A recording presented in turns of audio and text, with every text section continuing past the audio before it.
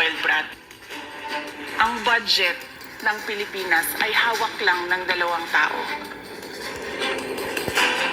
Ang budget ng Pilipinas ay hawak lang ng dalawang tao. Hawak lang siya ni Congressman Zaldico at ni Congressman Martin Romualdez. Bulabog. Yan ang katotohanan. Ano? Halimbawa ko dito, medyo mahaba ito, kaya pagpasensyahan mo. Ang halimbawa ko dito, sa DepEd muna tayo.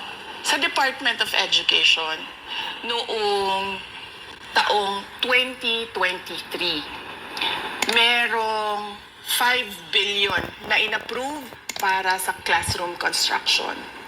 Nagulat ako kasi merong mga lumapit na miyembro ng House na humihingi. Oh. Hinihingi nila yung 5 billion, parte ng 5 billion na budget. Wala kasi akong experience sa ganyan. At saka ang pagkakaintindi ko, pag inapprove na yan ng Office of the President, ibibigay na yan, pagdidiretso na yon sa approval at trabaho ng Department of Education sa construction ng mga classroom. Nagulat ako, may humingi. Magkano ba ang amin dyan? Magkano ba ang amin dyan? So sinabi ko, hindi pwede ito.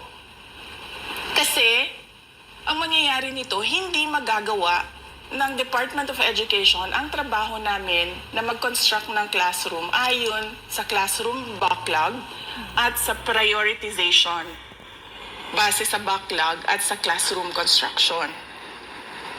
So sinabihan ko yung isang congressman, sabihan ninyo si Martin Romualdez na hindi pwede chap-chapin ang classroom construction na 5 billion.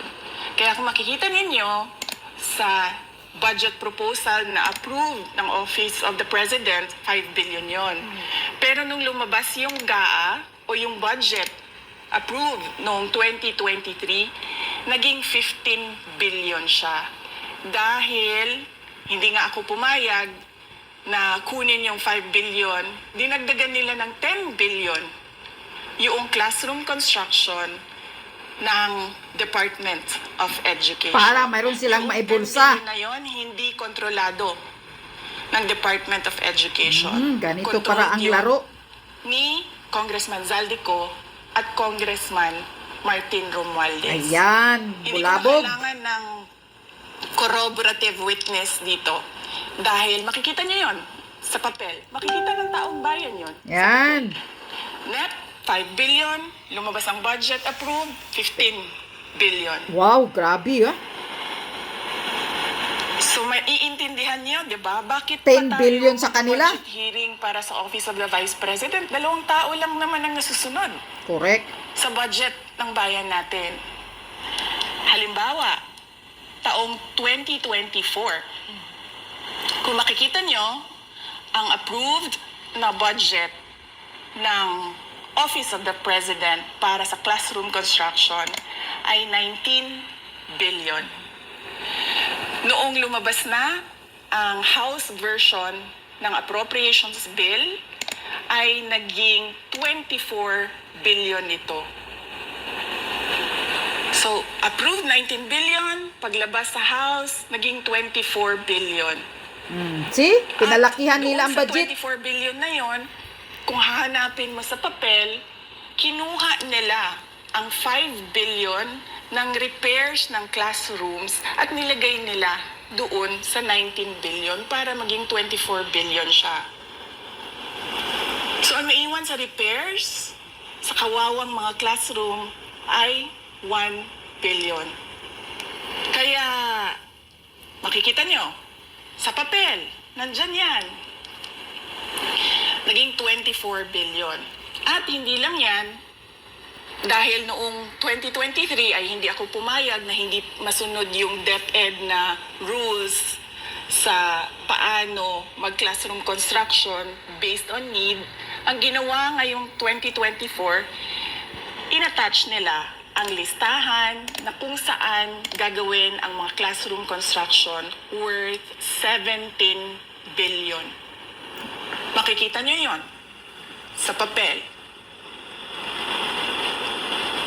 Pagdating namin sa Senate, nakita yun ng mga senador. Tinanong nila ang Department of Education, totoo ba o hindi totoo na galing sa inyo ang listahan ng 17 billion ng mga classroom construction?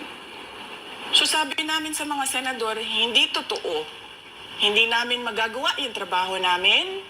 Hindi natin masasolve ang classroom backlog. Kung ganito ang nangyayari, pwede ba ninyo kaming tulungan? Yung mga senador naman, very helpful sila. Oo, tulungan namin kayo. Kaya nga, kung makikita ninyo sa interpellation ng isang senador doon sa budget hearing sa Senate, tinanong niya diretso, galing ba sa DepEd ang listahan ng 17 billion? Galing ba sa DepEd ang listahan na inattach doon sa Yan, House mag-attach sila ng House version. version nila. Sinabi namin hindi. Yan, Hindi bulabog. galing sa amin yan. Bulabog ang kawatan ng mga congressman. Makikita nyo sa mga videos, balikan nyo yung mga videos. Makikita nyo. Yan. Yes, my concern, Madam Chair, Mr. President, under the GAB, I observed that there was an increase in the budget for the construction of new classrooms from 19.6 billion to 24.6 Yan. billion. Ito ang ibig sabihin ni Sara this is my concern, which, na nakikita ng mga you senador. mentioned earlier, that the repairs and rehabilitation of classrooms was decreased from 6.5 billion to 1.5 billion. I also have information, Madam Chair, Mr. President, that 24.6 billion allocated under the GAB, but only 9.8 billion from the allocation is left to the discretion of DepEd. Yan. Kaya hindi ko na kailangan ng witness. Kasi makikita nyo sa papel. See? Tapos dumating ang BICAM, walang nangyari dahil ang nasusunod doon ay si Congressman Zaldico at si Congressman Martin Romualdez. Yan. Kaya nandun pa rin naka-attach yung 17 billion na ginawang listahan ni Co at ni Romualdez. In fact, balik lang ako konti sa'yo ha.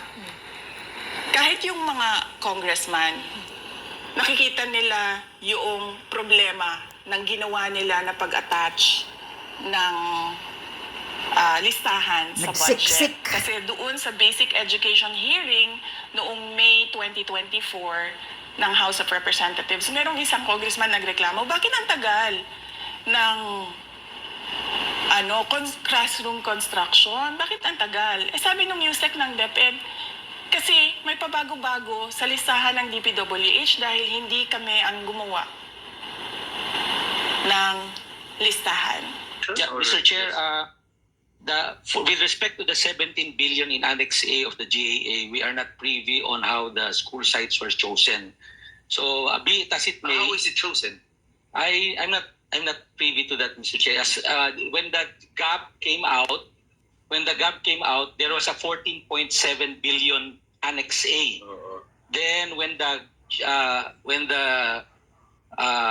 committee, the GAA came out, from 14.7 it became 17 billion. So we are not privy to how the list was generated.